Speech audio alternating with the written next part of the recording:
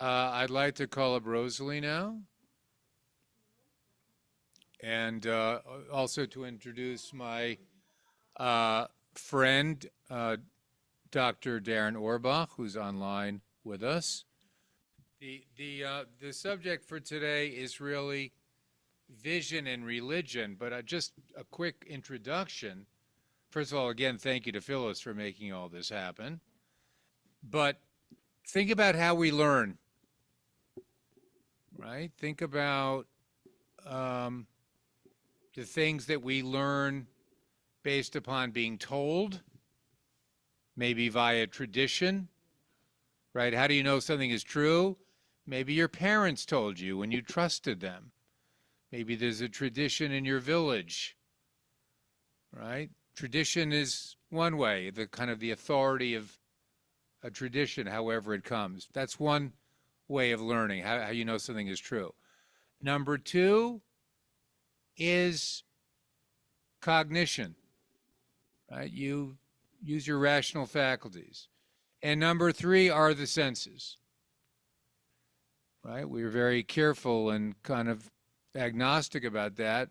There are some things that we are happy to have our kids learn via their senses, but of course the famous example people always give is we don't want kids to learn that the stove is hot by touching it, because that would be a very painful lesson. But our senses, huge source of learning for us. So those really three things, in some ways, it seems to me, are what we're talking about today. So I'm going to give it over to Dr. Rosalie to take over, and Darren will chime in however he chooses to see fit. He's an interventional radiologist at Children's Hospital. He pokes around in kids' brains. So what I have here is a simplified diagram of the eye, and I'll go through how light is focused on the retina and the structures that allow that to happen. Vision is our primary sense of understanding the world around us. The eye is the organ that gathers all the information, but to truly understand vision, you have to understand more than how our eyes work. You have to understand how our brains make sense of the outside world. Approximately 80% of everything we learn comes through our eyes. Light enters the eye right here, and the first thing it encounters is the cornea, which is part of the refraction that allows the eye to focus on the fovea. The next thing that's encountered is the lens. The lens focuses the light, and it changes its length and width via the muscles on either side, so that light that comes in will focus exactly on the macula, the area of best vision. When we look at an object, the light that is reflected off the object, as I said, enters the eye through the cornea. The cornea bends the light before it passes through the aqueous humor, which is just this watery area here, and travels through the center of the iris. The iris can constrict and dilate to control how much light gets through to the lens behind it. As I said, the lens adjusted its shape to bend and focus the light a second time, so you have a clear image of what you're looking at. The light that passes from the lens through to the back of the eye, which is filled with clear gelatinous substance we call the vitreous, that's here. And the vitreous is an essential part of the eye because it keeps the eye from collapsing on itself. If you puncture the vitreous and the eye collapses, you're not in good shape. Okay. The light that passes from the lens to the back of the eye reaches the retina. The retina is the most important part of the eye. The retina is the light-sensitive layer at the back of the eye. The light, when it focuses, goes through the retina, which contains nerves called the photoreceptors. The photoreceptors are made of rods and cones and are responsible for transforming light rays into electrical impulses. While the light is focused through the retina, most of the light enters the eye, is focused on the, the nerves of the retina collect all the information, and they give out electrical impulses, which travel through the optic nerve up to the occipital lobe in the back of the brain. This is a simplified explanation. The retina has the rods and the cones, which the cones are responsible for bright light. They also have different types of cones. We have cones that are sensitive to different wavelengths of light. So you will have a green cone, a red cone, and a blue cone. And the light waves are different wavelengths. So they stimulate the retina. The retina sends the electrical impulse to more photoreceptors, and these then gather together and go through the optic nerve and to the brain. The color is not something that is done by the eye. Color is done by the brain. And there's a certain area of the brain that interprets the color, and that is how we see color. So besides the cones, there are the rods. The rods are in the periphery of the retina, and they are responsible for seeing in the dark, and they are also responsible for our peripheral vision. So if, for some reason, we lose our ability to see with the cones, we can still navigate the world because the rods are still there, and so we still have peripheral vision. Vision and sight aren't necessarily the same thing. Sight is what your eyes do. Vision is the entire process that starts with sight and ends with your brain processing what your eyes see in a form your brain can understand.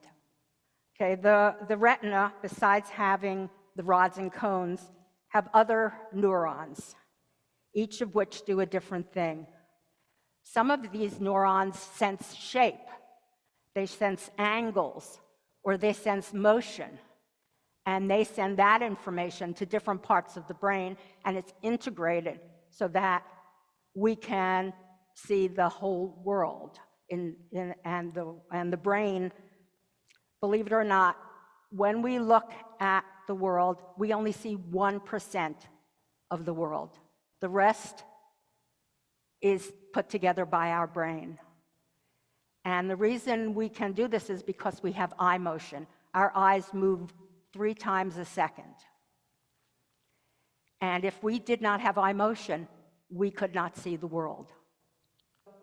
Basically, the rods and cones send light down through the retina. The rods and cones are at the back of the eye, and then there are other layers of photoreceptor cells. The photoreceptor that collects the electrical signal from the rods and cones is called the bipolar cell. And it is called that because it can intake the electrical impulses and then send them out to the optic nerve. Now, I wanted to tell you something about looking at the back of the eye. As an optometrist, my job was to check people's eyes, glasses, contact lenses, but also check for diseases. When you look at the back of the eye, it's the only place in the body where you see functioning blood vessels. Okay? There is no place else in the body you can do that. So when you look at the back of the eye, you can often diagnose diseases, systemic diseases, okay? So people who are diabetic come in at least once a year, sometimes twice a year, because a diabetic's blood vessels are leaky. And you can see that. If there's a problem, you can look at the back of the eye and you can see hemorrhages. And you know that they're not controlling their diabetes well, there's a problem. The other thing you can diagnose is high blood pressure. Sometimes when you have high blood pressure, the blood vessels in the eye can hemorrhage. You have a large hemorrhage. And that's happened to me. I sent a patient to Mass Eye and Ear when I noticed this immediately, and blood pressure was sky high, and then was put on medication. The other thing you can diagnose is okay, so the blood vessels go to the optic nerve.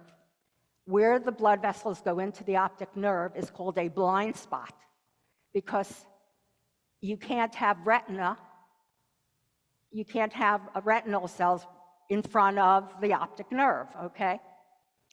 So that one of the reasons that we can see, even though we have a blind spot, is we have two eyes and they cover for each other. And the two eyes are responsible for binocular vision, for having the ability to see 3D vision. But the optic nerve is connected to the brain. If you have a brain tumor, it can cause the optic nerve to swell. And so I have had a friend who has diagnosed somebody with a tumor in the brain because they noticed the optic nerve was swollen. So the eye is an incredible organ, and they are learning every day new things about how the brain interprets the signals that are sent from the photoreceptor cells to the brain, and trying to figure out how all this information is put together so that we can see the world that we see now. And that's about it. Are there any questions? If you lose vision in one eye and your brain is sort of maxed out in terms of its, does your brain tire more easily when that happens? No, I don't think that's true. There actually is still some binocularity even with only one eye. It's not as accurate as when you have true binocular vision, but you still do have some sense of depth, and you can give people various tasks and show that they don't lose, the world doesn't become completely flat. As you can see yourself, if you close one of your eyes and look around, the world doesn't become completely flat, but you do lose some accuracy. Marcia, you were. Yeah. I had a friend for just about 31 years who was considered legally blind. He was not totally blind. And he wore very, very thick glass. Does the thickness of the glass? It magnifies things. Nowadays, we use computers for that. When people have low vision, they have computers with large print. And what the glasses do are magnify that, but it's not the same. I mean, you still have a very diminished vision, and you could not drive. At the same time, I also knew somebody who was a legally blind the first 18 years of his life, and was able to have some type of surgery to correct his vision, that he later was able to drive a car. I have no idea what caused that. It could have been a number of things. He may have had an undiagnosed cataract. Often, children, when they are born, you check their eyes because sometimes they are born with cataracts. And if they're not detected, their brain does not learn how to distinguish the information that they're getting. And I had a friend in optometry school who just by accident, he had just had a child, and he was looking at their eyes, and he found that the child had a cataract, and so that they could do the surgery, and the child would be able to develop full vision. Let me just say, there are two types of macular degeneration. One is called dry macular degeneration, one is called wet macular degeneration. Wet macular degeneration is where you have, it's called neovascularization. You get new blood vessels, and the blood vessels are leaky. And if you get a bleed in the eye, you can lose your vision. So the what they give you is something that will inhibit the growth of these blood vessels, okay? And that helps a lot. Dry macular degeneration is totally different, okay? So the macula has, this is called the fovea, but you call it the macula. It has the most cones of any part of the retina and is responsible for detailed vision, really clear vision. But in order for that to happen, you cannot have blood vessels in front of it. All the rest of the eye have blood vessels that give nutrients to the retina, that sustain the retina, okay? So, but there is an area at the back where there are blood vessels. So the macula only has one source of blood vessels. And as you get older, the blood vessels can get, they don't deliver as much blood to the macula. People smoke, people drink, people don't have a good Jews, by the diet. way. Not Jews, no. Not Jews. And the blood Everybody else. vessels degrade at the back of the eye, retinal pigment epithelium, and so you get things you call drusen, which are which you can see that are a part of losing that blood supply, and the macula slowly degrades. And they're working on it, but at present, they don't have anything to really stop that. I mean, they have a type of vitamin, they call it the arids, that vitamins and minerals that once you're diagnosed with the dry macular degeneration, they recommend that you take them, and they help somewhat. But they haven't figured out yet how to really cure dry macular degeneration. So what is, I want to, Yeah. what is the role of vision in religion? What do you think? You wake up in the morning, say Modani, Yeah, I and mean, your eyes open and there's light. you're supposed to, the world is like this vast, glorious tableau of things that you're supposed to appreciate, right? If you think about Judaism over and over again, we dilate on one of two things as a kind of a original source, our origin story for why we should follow God. One is creation and all that that entails, both the act in historical terms, but also the fact, HaMechadesh b'tuvo b'chol yom tamid ma'aseh v'reishit. Every day we get up, hey, we're still here. Yeah. We open our Nature eyes is wide. working. We can see it, we can, in all kinds of ways, touch it, taste it, etc. And the second, of course, is Yetziat Mitzrayim, God's redemption of us from Egypt. We talk about those two things over and over again. So if you take the first one, which is creation, you'd think, okay, so Judaism is very pro-sensory, right? The senses ostensibly bring you closer to a deep apprehension and gratitude for reality, right? The world is good. And the more you can focus on that, the more you're going to feel grateful, you're going to feel connected to God, etc. But consider a couple of passages. One, the third paragraph of the Shema, right? It says, right, the Lord spoke to Moshe, speak to the people of Israel.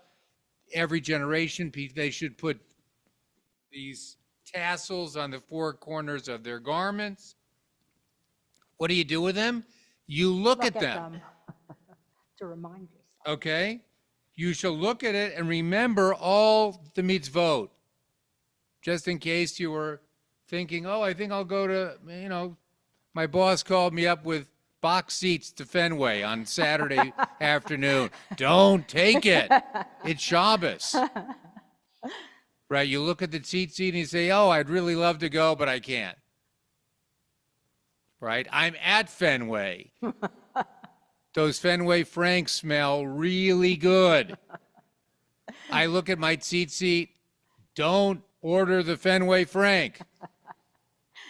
Right? So the point is that would say that vision is super important as a kind of like a normative statement thing. You look at it and it begins that process that Rosalie was referring to, where you're looking at stuff and then your brain is somehow cognizing it and then turning it into normative command stuff. But then look what the rest of the paragraph says, if you remember this from the book of Numbers. You look at the tzitzit, you remember the mitzvot, that's the good side, and fulfill them, and not be seduced by your eyes and heart as they lead you astray. What's the problem with the senses? Can't always trust them. Excuse me, Jeff? It goes both ways. It goes both ways. And it can lead you, the world is a full, rich, beautiful place. So is your imagination, right? The Rambam has this very famous thing that says, in Gan Eden, in the Garden of Eden, a pre-social world, you had Adam and Chava. They didn't know anything about the world. All they did was they thought about God. They were like God minus one. This is Maimonides as a sort of a Platonist, right? Plato had this idea of pure thoughts. God was like perfect, pure thought. And we were so close to God that we were like perfect thought minus one. There was no world to observe. But of course, the experiment was doomed. How come? Because were we only thought machines? No. No, we had bodies. We had senses. We had the power of imagination. We could do all the things that Rosalie and Darren are alluding to. The fact that most of this stuff ends up being about brain work. Yep. And our imaginations, our baggage, stuff we got from our folks, traditions, ways we're socialized.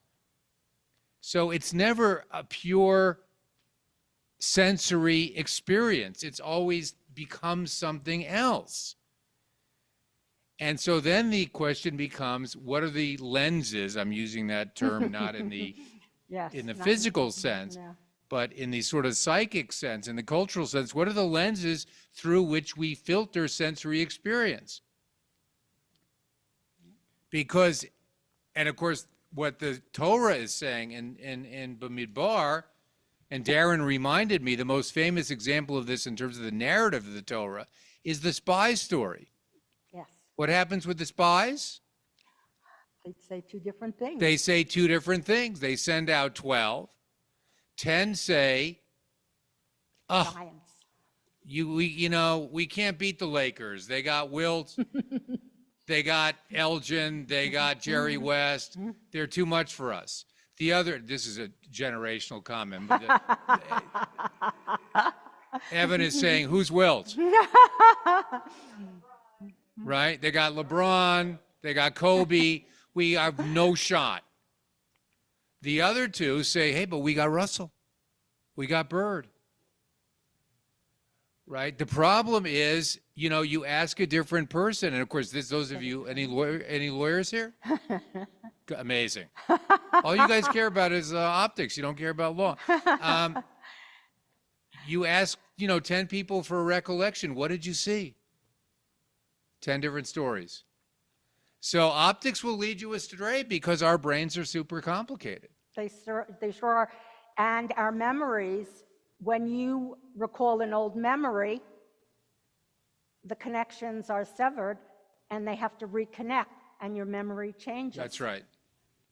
And the Rambam's take on that is his story about how idolatry came into the world. Who's Avraham? Avraham is this little boy genius. He looks up at the heavens. He looks at the stars. He sees the celestial bodies.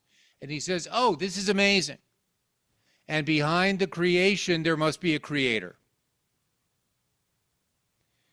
So that's the beginning of monotheism. That's the origin story of monotheism according to Maimonides. What's the problem? The problem is the Rambam dies. Later generations, they forget that learning. They also look up at the stars. And what do they see? They see just these amazing little beautiful orbs, this magnificent set of lights. And they say, maybe these things are gods. And they begin to worship the stars. So again, most of this is brain work.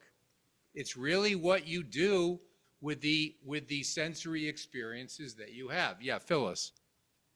To me, it just comes back to one thing. Our eyes, our vision are gifts from God, the original gift. Who's the rabbi here? Who's the rabbi here? Our eyes are, as Phyllis said, our eyes are gifts. Yes. Yep. First thing when we are born.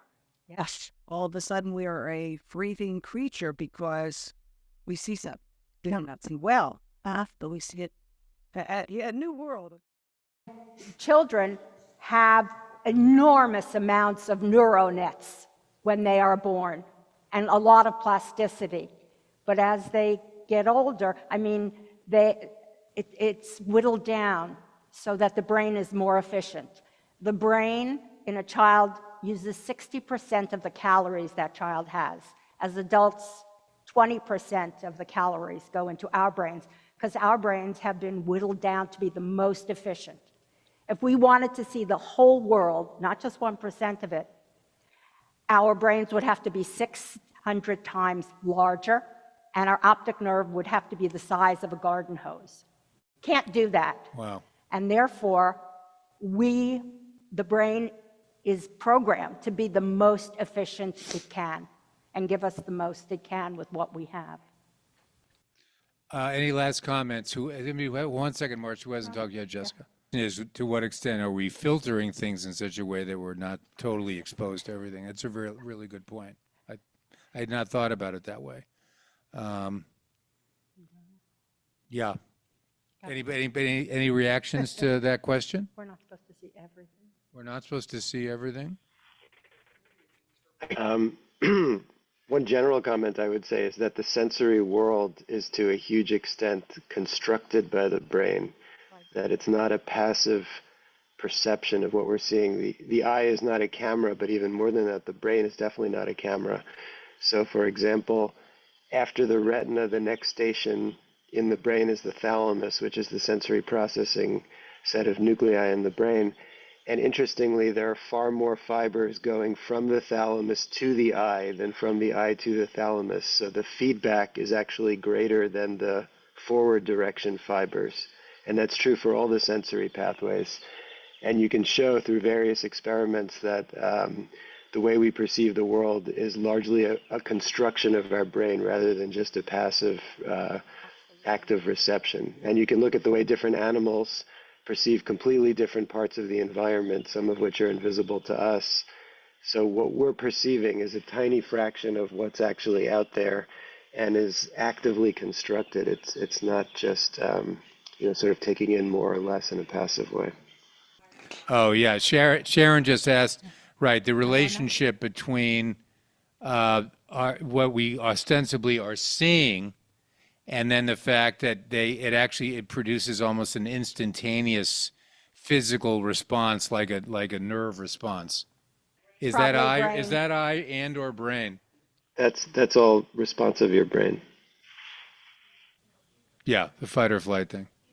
Last comment, which I cannot answer this, the question, the extent to which communities, traditions, cultures, in effect, try to involve themselves with this sort of process of the brain doing most of the work. In other words, conditioning the way people learn. Something to think about. I mean, I think all religions, all communities, all political systems have an interest in this. So that's really what you're reading in the Torah. They're trying to tell you, oh, let's use these objects. We will create these rituals, and that will in effect mold the way we apprehend reality. So what Darren said in terms of the relationship, each one of us as a learner, a thinker, a creator, we are not just free-floating creatures out there in some kind of wilderness. We're living in societies, and societies are doing a lot of that work for us, trying to influence our brains as well. So when a baby gets too much oxygen and becomes legally blind, is that reversible?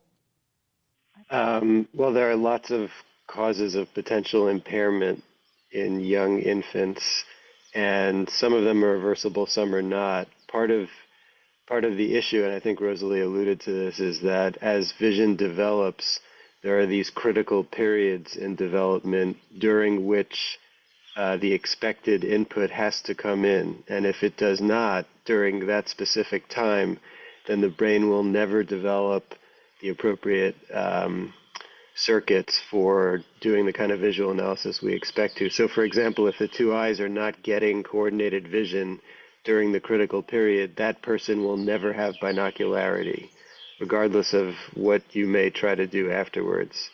So there is this interplay between the brain acting on the sensory input, but also needing to develop at appropriate times in order to be able to do that. Carol wants to know what an interventional radiologist at Children's Hospital does. I treat mostly vascular malformations in the brain and the spine. So abnormal blood vessels, either too much flow or too little flow. Okay, so I'm that person who was born preemie in an isolate, had too much oxygen. Anyone who's looked at me or spoken to me before knows that only one of my eyes is focused at a time. So if I cover one eye, my left eye is focused. If I cover my right eye focuses. It's called alternating exotropia strabismus, and it has everything to do with the thalamus pathways. So in theory, I should see two of all of you, because your eyes look out and they fuse on a point, and mine don't. Mine work completely alternating exotropia. So my eyes work completely independently, one at a time. So where the brain takes over, so I should see two of all of you, but I don't, because the pathways from the thalamus are greater than the pathways from the eye to the brain. The pathways from the brain to the eye are greater. So my brain knows there's only one of all of you, and that you're not flat. Again, you're not flat Stanleys, right? You're not all flat against a wall, but, well, sometimes. So there is a way to actually fix it. You were asking, what can you fix? So there is a surgery that can fix if there's a combination of muscular, which I have, and neurological, which is from too much oxygen from spending 3 months in an isolate. So if they fix it, I haven't had it fixed, and I'm in my 50s, right? And it was a choice to have been fixed. Because if they fix it, for a given amount of time, I will see double until my brain takes over like it's taken over now. And I won't take that chance just because I'm a little bit of a chicken. And I have a friend who just had eye muscle surgery because she sees double at night. Right. And they moved where her eye was, and I took care of her for 3 days and went out in the dark. It only happened at night, and the surgery fixed that, and she sees single now at night and can drive at night. So you just don't know. I want to give a yasher koach to, I mean, you can talk to Darren offline, Tony, but advice about that. But Yeah, thank you great. for sharing that. Yeah. Yasher koach to Darren, and above all to Rosalie for the presentation. Very interesting.